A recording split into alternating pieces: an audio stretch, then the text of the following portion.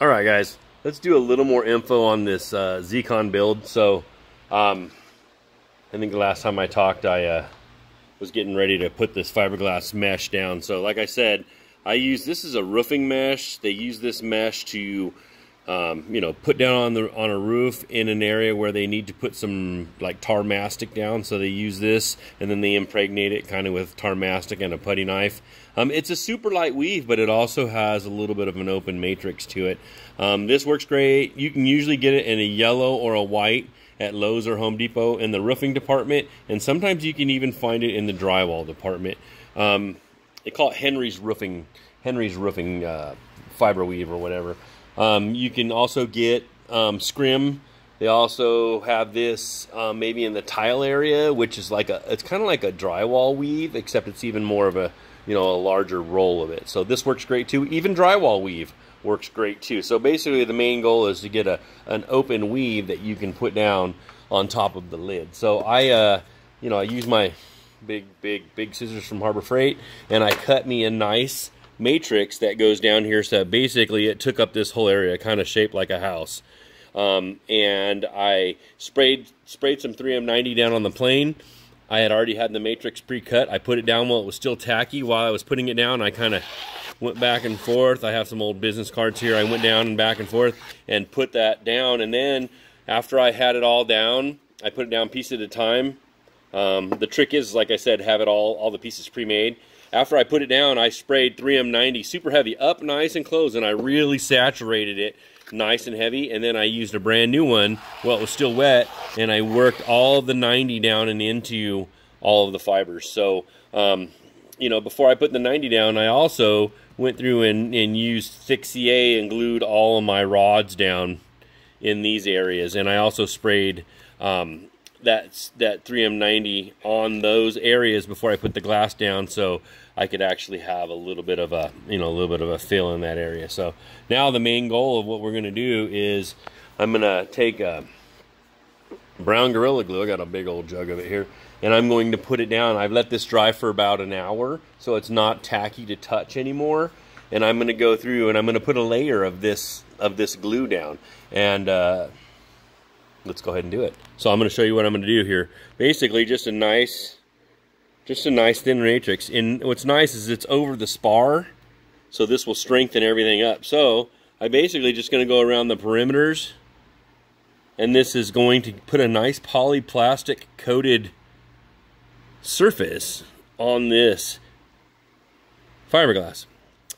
That being said, that plastic coating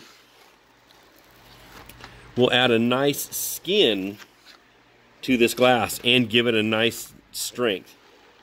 So I'm not going, you know, too crazy, but basically just getting a nice coat down on there. And you can see I'm just kind of not rocket sciencing it here, just getting this glass down. I'm gonna put a little more down, because you can always take off extra if you need to. It doesn't add a ton of weight. But what's nice is it really gives a nice matrix for, what do you call it, the laminating film to stick to. So I'll let this dry until tomorrow. It might have some rough spots on it because some of the moisture might make it bubble up, just the regular moisture in the air. But it might have some rough spots in it tomorrow. And all I'll do is I'll bring my electric palm sander over here, and I'll sand this down smooth. And then after I sand it smooth, I might give it a nice but fine coat of 3M90. And, you know, I'll do the whole aircraft with 3M90 and then paint it. But I've already sanded this complete aircraft down, so that's another thing I like to do, is give the whole entire aircraft over all the sparring and everything a really good sanding. It makes it nice, everything nice and smooth.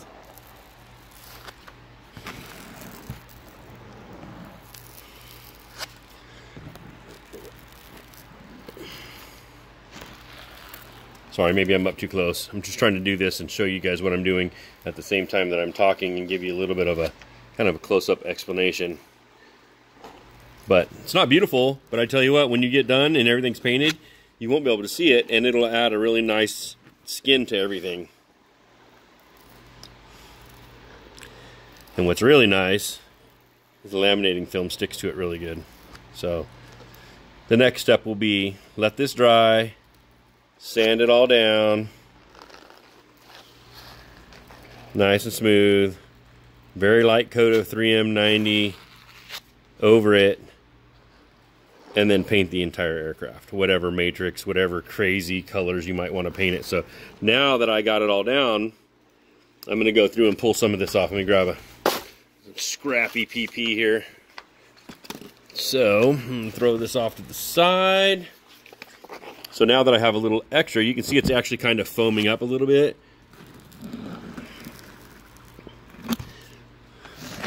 And sometimes I'll babysit this for, you know, half an hour, 45 minutes, and just keep taking off the excess because it does like to bubble and come up, and then it just makes it easier to sand tomorrow. But the main trick is to get it through, you know, and onto your glass and get it down and into the weave.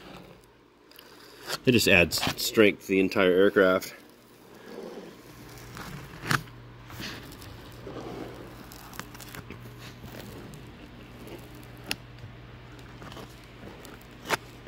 I've done this for maybe 15 years over the years.